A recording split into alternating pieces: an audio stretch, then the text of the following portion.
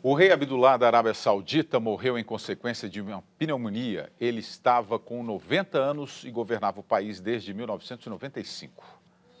Milhares de muçulmanos se reuniram no santuário de Caaba, dentro da grande mesquita de Meca, assim que a notícia foi confirmada.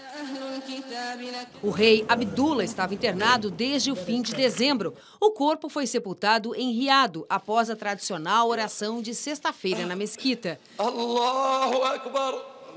Vários chefes de Estado prestaram homenagem ao rei, respeitado pela defesa da paz no Oriente Médio e representante do diálogo entre muçulmanos e o Ocidente.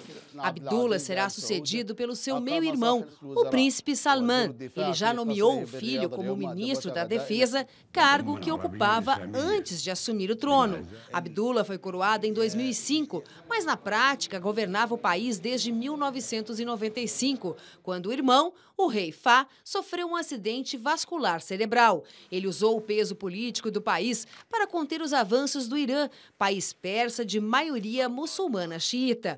A monarquia absoluta saudita, chefiada pela sua família, governa o país desde 1932. O país é considerado um dos mais conservadores do mundo.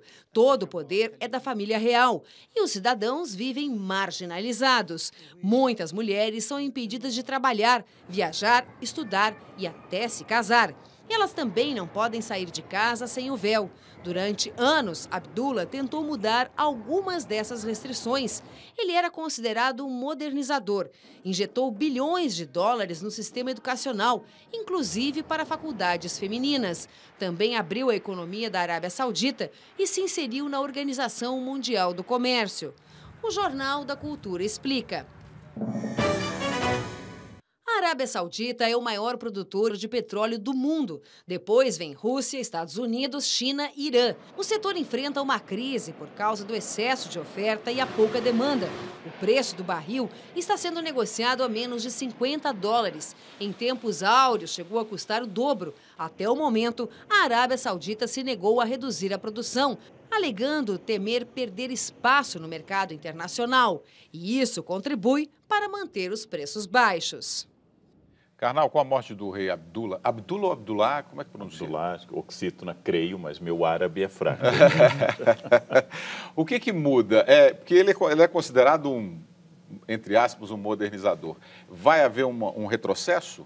A Arábia Saudita é, como vários países do Oriente Médio, é uma monarquia absolutista e não se pauta por aqueles princípios de direitos humanos que nós temos. A morte dele é acompanhada por um rito sunita específico de não colocar o nome no túmulo, não fazer luta oficial, não colocar bandeiras a meio mastro. É pouco provável que haja muita mudança, já que seu sucessor também está dentro da mesma tradição.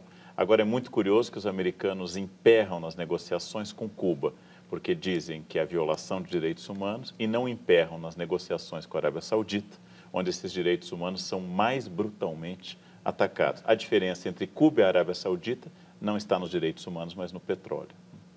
O Enio Torres Granel está fazendo uma pergunta aqui, Schwartzman. O que leva a humanidade ainda a se submeter a reis mortais como a realeza, a relés mortais como a realeza, né?